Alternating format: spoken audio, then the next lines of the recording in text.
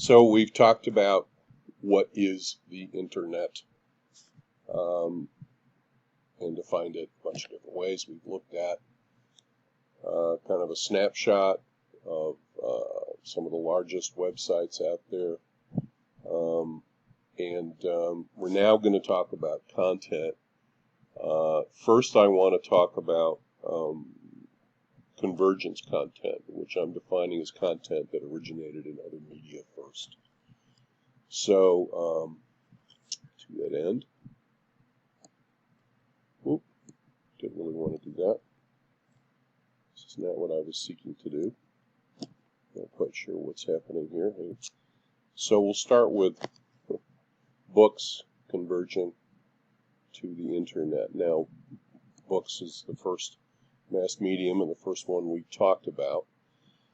I would say for the most part, yes, we're reading books on our phones. I read a book on a Kindle app on my iPhone. Yep.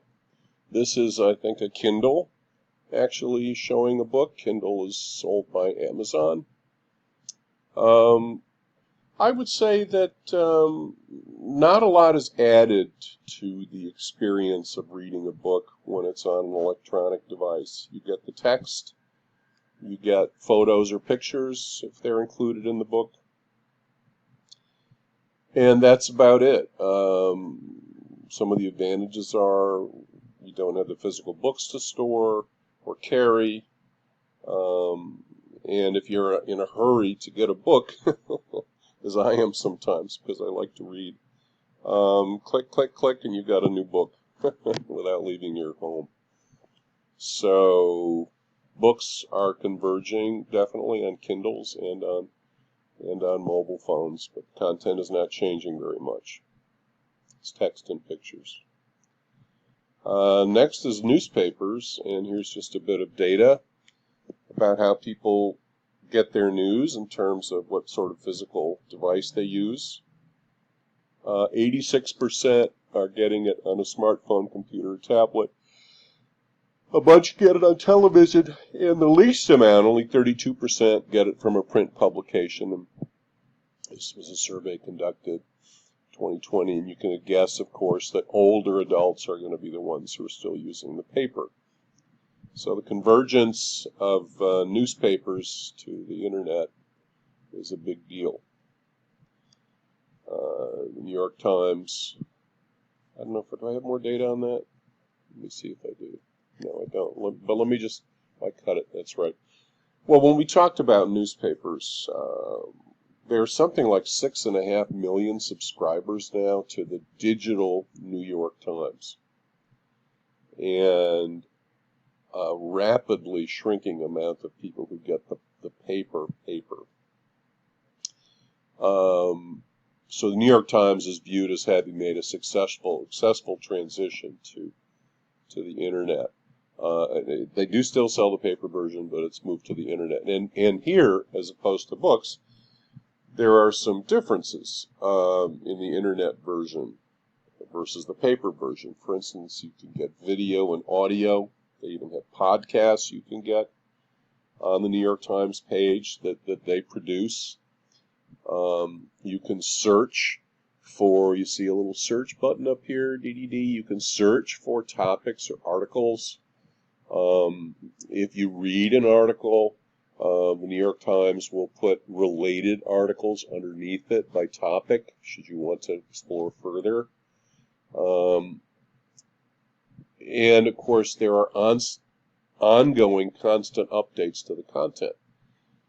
So, which is a huge advantage. So, if some news breaks during the day, you don't have to wait till the next morning to read about it in the New York Times. You can read about it on the New York Times website.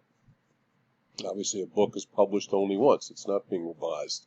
There's not any news breaking. So, there are some real new advantages to newspaper converging with the internet. And the same with magazines. This is Teen Vogue. I went to their website and did this. We had talked about Teen Vogue a little bit in relation to, it's only online, by the way. There's no printed version of Teen Vogue anymore. And again, you've got video and audio. You've got ongoing updates. You can search for content.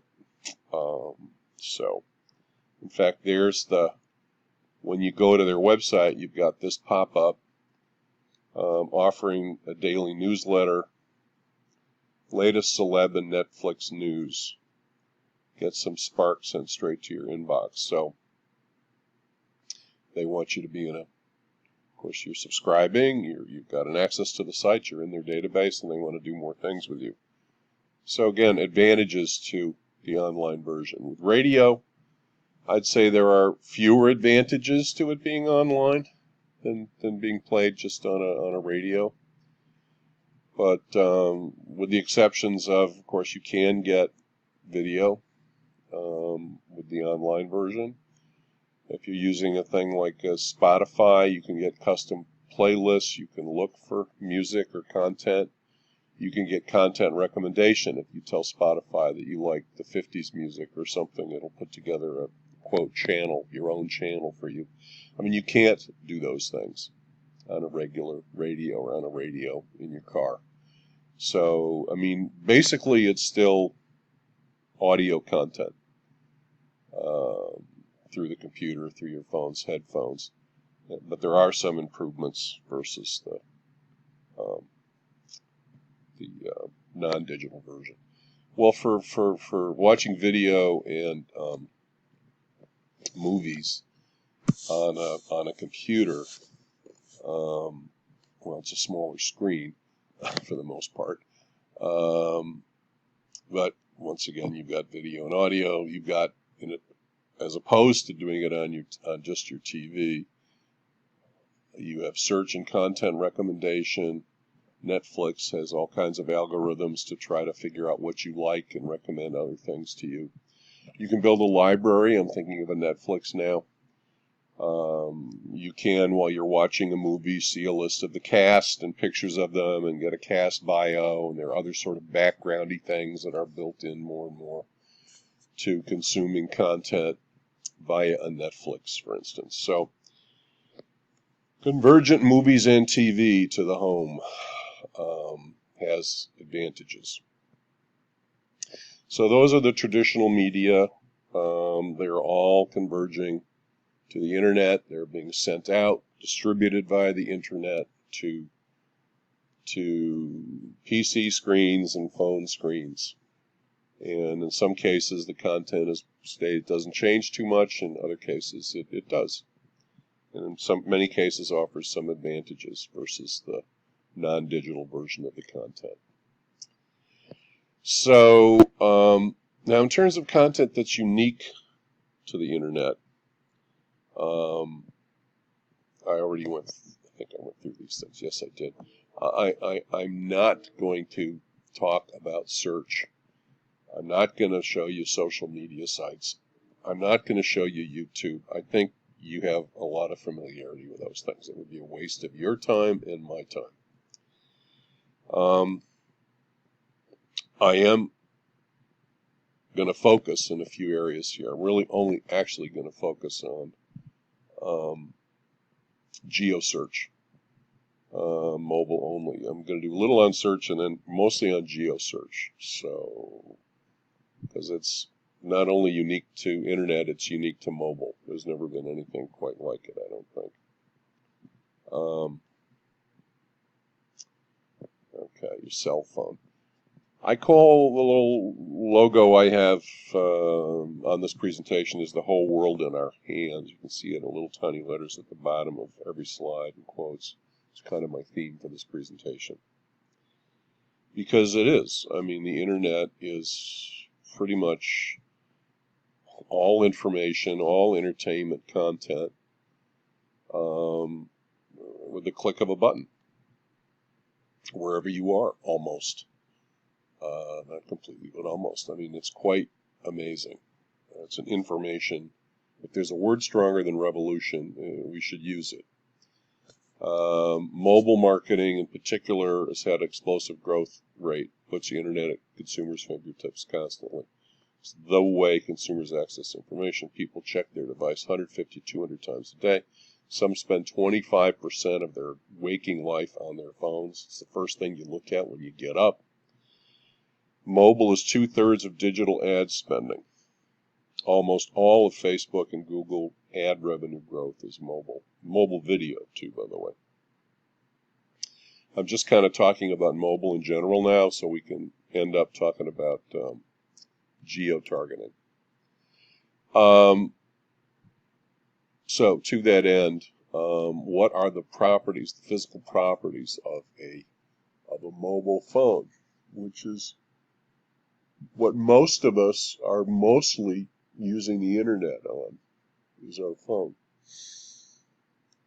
Particularly personal usage. I think a lot of us may have work usage in our office on a PC, but when it's the weekend or after hours, we're on our mobile most of the time. So all this convergent media, all the unique media, let's just assume we're mostly viewing it through a mobile phone, and in the future it will be even more so. So what are the characteristics of a mobile phone? Well, it's small. It's very small. It's portable. You can hold it in one hand. It's portable. It's almost always with you. It's a phone. So it can make calls. It can get texts, things that phones can do. It can be robocalled. It's a camera that can face me or the photographer or cameraman or face out. In fact, people have been making films. Real films using their mobile phones. It's a computer, basically. It's a little computer, right? Operated with a touch screen. Mostly, it does not have a ton of power and a ton of memory. It has enough, and it's getting more and more all the time. It can play videos and music. It's usually connected to a carrier's network, which has costs, often based on the amount of usage. Has GPS tracking and is a navigator. This is where we get into the geo searching. Each phone has a unique identifier, which helps different people gather data about us, different companies and different people. We'll talk about data and more in a minute. So it's a news source. It can be a COVID tracer. For example, the government can use mobile phone data to see who might have been around a person they know has COVID with that person's mobile phone and where all those other phones went afterwards. Okay. Because of the geo-tracking. It's a flashlight. You can make payments with it. This device is just an amazing, capable little thing. And just to remind you, I made this point when we talked about radio, but you don't have wires connected to your phone because, yes, some of the signals go on wires, but it gets to your phone via radio waves. Okay, so you look at the top line here, you'll see cell phones in green, and then a couple of times in green.